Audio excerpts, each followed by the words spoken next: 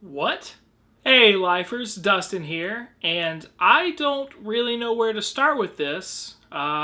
This whole thing is pretty early as of the time of this recording, so this is what we know so far. A man named Tommy Elrod decided to play football for Wake Forest University, and he enrolled in 1993, leaving or graduating in 1997, and became a coach. Under head coach Jim Grobe, he worked as different roles within the football program as assistant coaching and things like that until 2014 when Wake Forest hired Dave Clawson, who decided not to retain Elrod. He then moved into a role with the Wake Forest Sports Radio Network, which is honestly not that bad of a move. You play football at a university, you coach there for 7 or 8 years, and then you become part of the radio booth. To me, that's perfectly fine. That's a perfectly fine trajectory of your career. Last month, the day before the Louisville-Wake Forest game, Wake Forest game notes mysteriously showed up at the bottom of a Louisville trash can in Papa John's Stadium.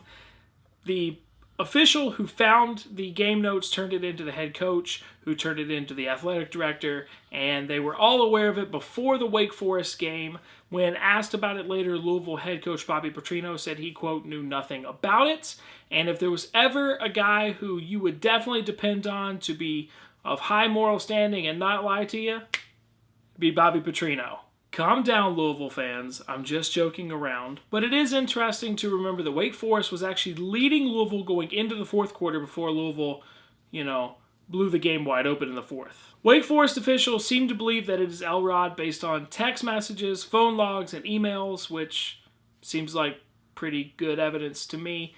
They think he may have been doing this all the way back in 2014, so for 3 seasons now, and that is obviously an interesting date considering that's when Clawson came to town and when Elrod moved to the radio booth. I should note here, I keep saying radio booth, it's the radio team. He may have been a sideline reporter. I don't listen to Wake Forest radio, so I'm not exactly sure. Now, obviously, I think what the ultimate goal of this whole situation was to make Clawson look really bad, look like a bad hire, force him out of there, and then Elrod could once again join the coaching staff sometime down the line with the next coach.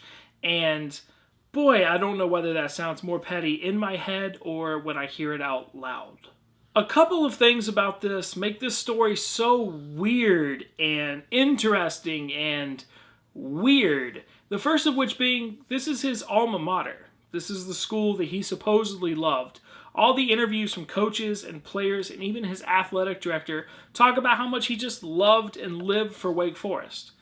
This is not loving your school.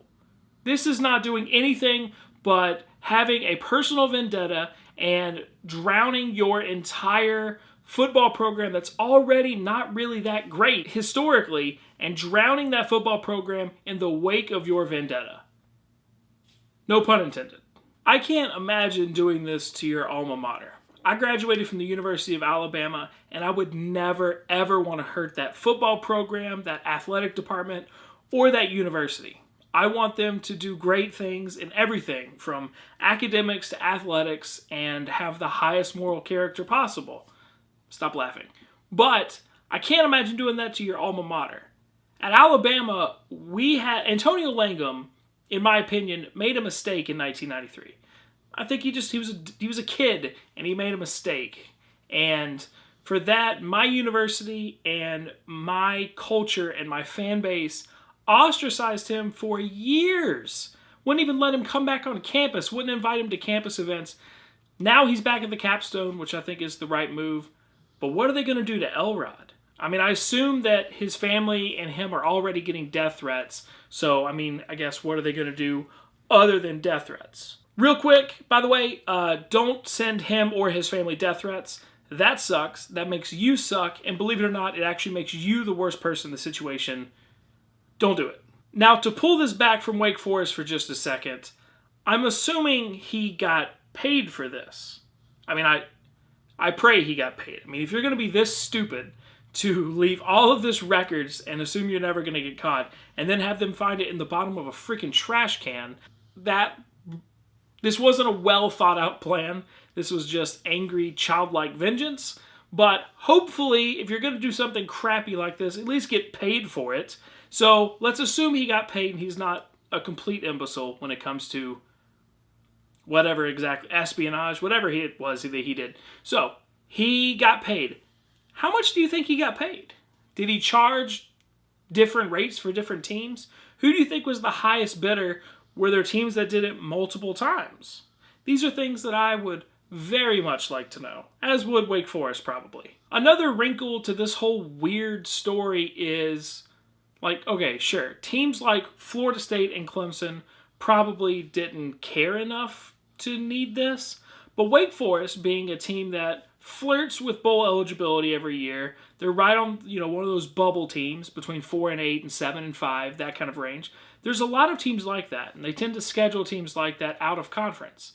And it makes you wonder if propositioned, if I'm not going to name a name just in case, but if propositioned another team that floats around the 6-6 bubble, if they may sell a little bit of their soul in some ways to help their team get to a bowl game, which would increase, money and recruiting and extra practices and all this stuff that gets built into the bowl system.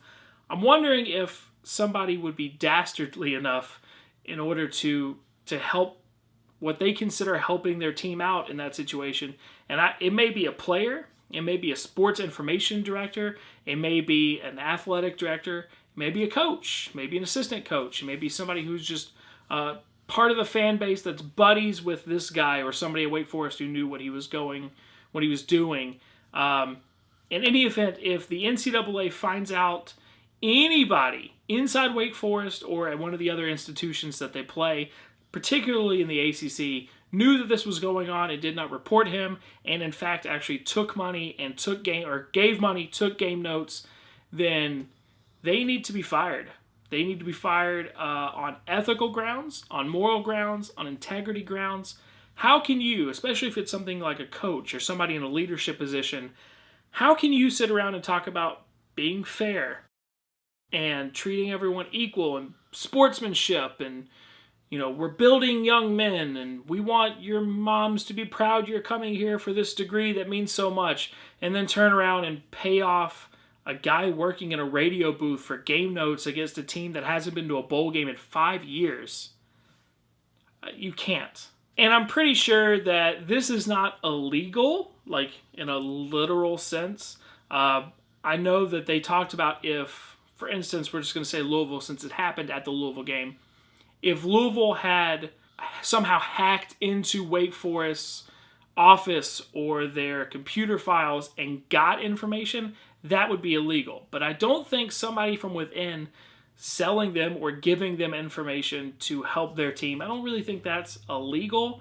I could be wrong on that, but it definitely breaks all kinds of NCAA regulations and bylaws, and I assume we will not see Mr. Elrod anywhere near an athletic facility ever again. I think as of this recording that Wake Forest University had banned him from all athletic events and campus, but I assume the NCAA, whether formally or informally, will pretty much follow suit with anywhere else. I mean, you'd be dumb to have to hire this guy at this point. And the last thing that, to me, makes this such a weird story, and there's no way to talk about this without offending Wake Forest fans, but this is Wake Forest. This isn't Alabama or Ohio State where you're selling information to teams who could desperately need it to, knock you off in the conference championship game or get a leg up in the playoff. Wake Forest hasn't been to a bowl game before this year since 2011. They hadn't won one since 2008. This is not a program when you think about it, you think of a dirty program. You don't think about them, skating people through because they have the big talented recruits at places like USC or Alabama or Ohio State, where you imagine that players dominate the campus life.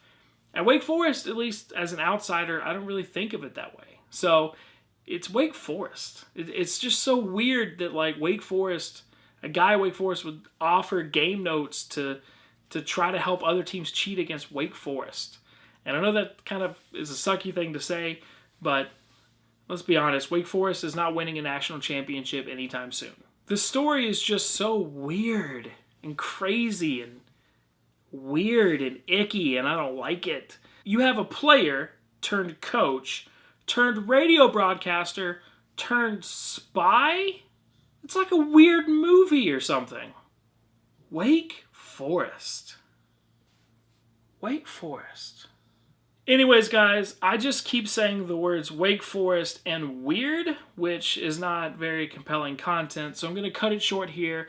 Thank you guys so much for watching. Please let me know down in the comment section what you guys think about this just weird story. 2016, real quick, has been one of the dumbest years in recorded history. I don't know there's like a metric for that.